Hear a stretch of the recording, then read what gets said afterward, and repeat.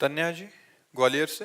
राधे राधे गुरुदेव। राधे राधे महाराज जी। महाराज जी, आज खूब नाम है, धन है, सारे सुख हैं, पर कठिनाइयों को पार करते करते मुझे पता ही नहीं चला कि मैं खुद को खो बैठी। मैं दिखा तो रही हूँ, पर मैं खुश क्यों नहीं हूँ महाराज जी। अभी पहले बैच में यहीं बैठ के एक व्यक्ति ने पूछा था कि मैं खुश होना चाहता हूं, मैं शांत प्रसन्न होना चाहता हूं, और वो जगत के किसी भी भोग में नहीं है, किसी भी वस्तु में नहीं है, किसी भी व्यक्ति में नहीं है। किस अमुक व्यक्ति मिल जाए तो मैं खुश हो जाऊं, असंभव।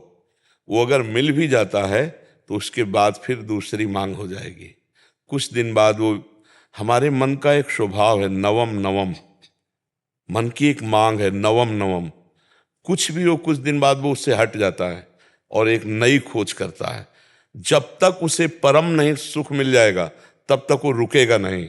पक्का समझ लो, आप रोक के दिखा दो। परम सुख भगवान के नाम में, भगवान के चरणों में है। एक फिर हम समझाने के लिए कथा सुनाते हैं। चक्रवर्ती सम्राट महाराज भर्तहरि जी, चक्रवर्ती सम्राट कहते हैं जहां से सूर्योदय होता है, जहां अस्त होता है। एक छत्र सप्तद्वीप महिमंडल का सम्राट। उसने विचार किया भर्तहरि जी ने कि सुख कहां है। दिमाग, बहुत बड़े विद्वान महापुरुष थे, तो उन्होंने कहा खाने में भी सुख एक सीमा तक है। रुपया पैसा खजाना इसलिए प्रिय क्योंकि इससे भोग सामग्री मिलती है। पैसे की मात्रा क्या है? भोग सामग्री मिलती है। अगर पैसे से भोग सामग्री नहीं मिले तो हम कह रहे तुम्हारे को नाम जो है एक ट्रक 2000 रुपया आप कर दिया जाए, 2000 का नोट आपके किसी काम आएगा क्या? आपको कोई बेकार आग लगा दो। और 500 रुपया, क्योंकि उससे सामान मिलती है। रुपये का महत्व है वस्तु, वस्तु भोगने के काम में जो आती है, पहनना ओढ़ना है सब। इसके बाद एक आंतरिक सुख की मांग होती, काम। इसको बहुत समझ के देखना। केवल अंतिम सुई जाके रुकती काम में, शरीर भोग। स्पष्ट वर्णन है। सब सुख एक तरफ और मन की एक मांग होती शरीर भोग, वो भी नवम नवम, नवम नवम। भर्तहरि जी ने पूरे विश्व में ऐलान कर दिया मैं उसे पटरानी बनाऊंगा जो मुझे पसंद आ जाए। सब सुंदरियां देश, अभी मतलब सप्तद्वीप महिमंडल मतलब विदेश सब। तो एक पिंगला नाम की सुंदरी जिसके आगे सब सुंदरियां फेल थी। भर्तहरि जी को उसने पसंद किया, भर्तहरि जी ने उसे पसंद। अब वो तो कोई साधारण पुरुष तो थे नहीं, तो उन्होंने कहा कुछ वर्ष में राजकाज बिल्कुल नहीं करूंगा। विक्रमादित्य उनके भाई थे, बहुत बड़े प्रसिद्ध चक्रवर्ती सम्राट, वही बने जाके आगे। विक्रमादित्य महान बलशाली राजा थे, उनके छोटे भाई थे। उनको राजपद दे दिया और कहा मैं केवल देखूंगा भोग में है कितना सुख। वैज्ञानिक दृष्टि उनकी। अब रात दिन अच्छे अच्छे पदार्थ खाना। चक्रवर्ती सम्राट थे, पिंगला के साथ रहना।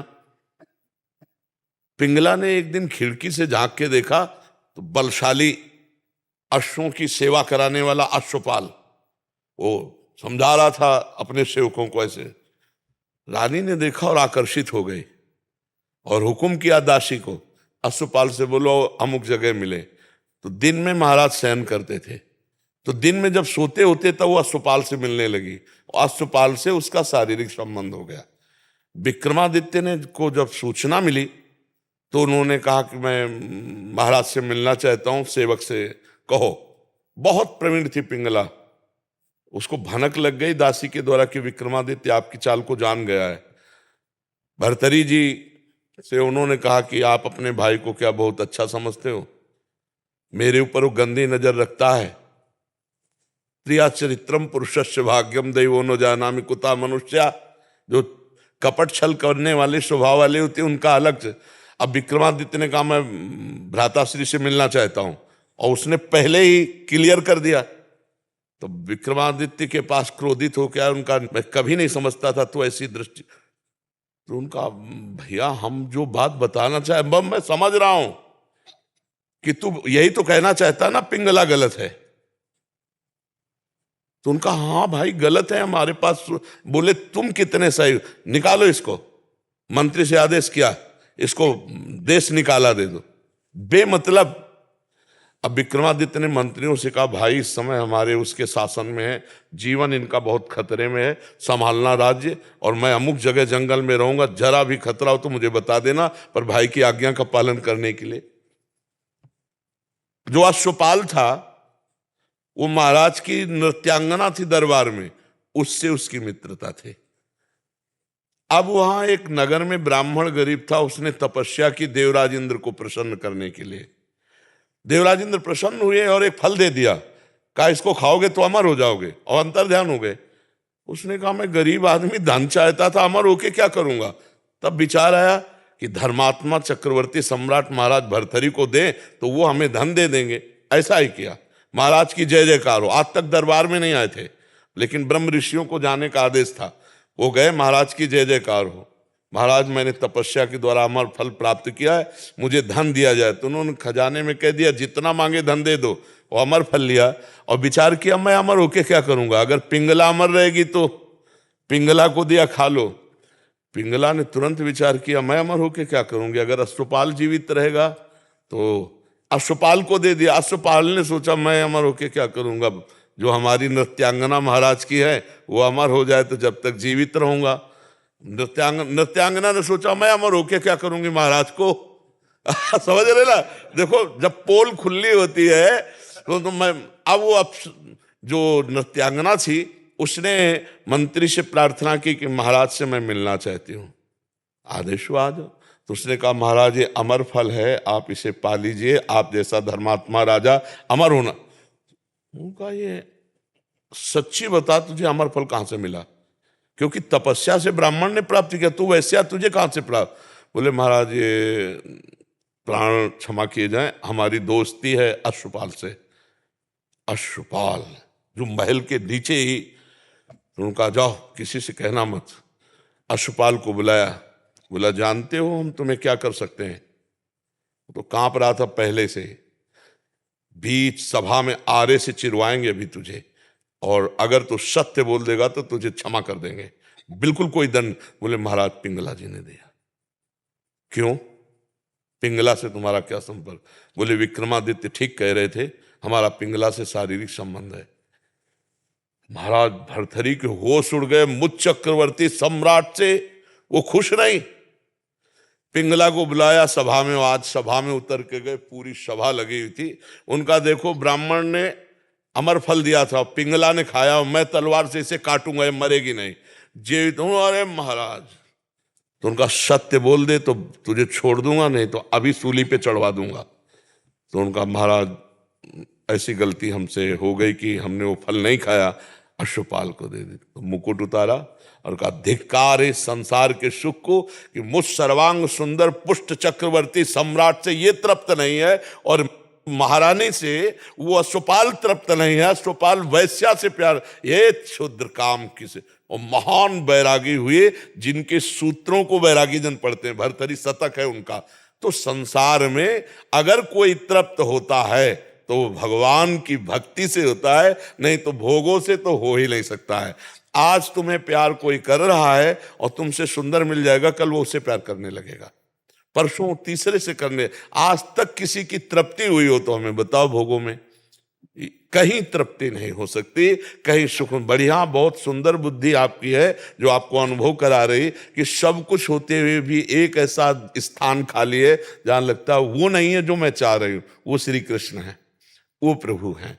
यदि उनसे चित्त जोड़ लोगे तो निहाल हो जाओगी। जैसे मीरा जी कहते हैं मेरे तो गिरधर गोपाल दूसरों ने कोई, निहाल हो जाओगी। अभी थोड़ा बुद्धि पवित्र है जो आपको यह अनुभव करा रही कि वास्तविक मुझे जो चाहिए वो नहीं है, वो है परमात्मा, वो है प्रभु। हम कह रहे हैं यहां तक सोने से लाद दिए जाओ, केवल मान्यता ही तो है ना, मान्यता का सुख है ये। नहीं बताओ मीठा लगता है कि खट्टा लगता है, क्या सोने में है, केवल वो महंगा है और उसकी मान्यता है। इसलिए हमको लगता नहीं, 4 लाख योजन का सोने का पहाड़ है एक, जिसका नाम सुमेरु है। भगवान की माया में रत्न गर्भा पृथ्वी को कहा गया है। जैसे गेरू निकलती है ना, जैसे खड़िया निकलती, चूना निकलता है, ऐसे यहाँ सोने चांदी की धातुओं की यहाँ खजाना है पृथ्वी में। अब वो तो भगवान जब अवतरित हुए थे तो अपने आप सब भूमि से प्रकाशित हो गया। हम लोग इन सुखों से कभी तृप्त नहीं हो सकते, क्योंकि हम सच्चिदानंद के अंश है, हमारी मांग सच्चिदानंद है। नहीं, आप मान लो इतने बड़े बड़े धनी, लेकिन वो भी अशांत हैं। आप ये मत समझना, अशांत हैं, क्योंकि जब तक भगवान नहीं मिलेंगे तब तक हमें शांति नहीं मिलने वाली। कुछ भी भोग लो, कुछ भी कर लो, और देखो शांति कैसी और तृप्ति कैसी, जब केवट कठौता में भगवान के सामने जल ला के और उनके चरण पखार रहा है, तो भगवान सिया जी की मुंदरी दे रहे हैं, सिया जी की मुंदरी। लेकिन वो क्या कह रहा है, अब कछु नाथ न चाहिए मोरे, दीन दयाल अनुग्रह तोर। क्यों? अति आनंद उमगी अनुरागा, चरण सरोज पखारन ला। भगवान के चरण से जो आनंद मिला, केवट कहने लगा अब कछुनाथ न चाहे मोरे। भगवान के बिना मिले ये शब्द नहीं निकल सकता कि अब मैं सुखी हो गया, आज के बाद मुझे कुछ नहीं चाहिए, मैं जो चाहा वो मुझे मिल गया। जो चाहा मिला, चार चाहें और खड़ी हो गई, चार समस्याएं और खड़ी हो गई।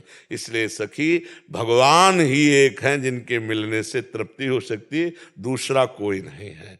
यहाँ 4 दिन का शरीर है, आज जवान है कल बूढ़ा हो जाएगा।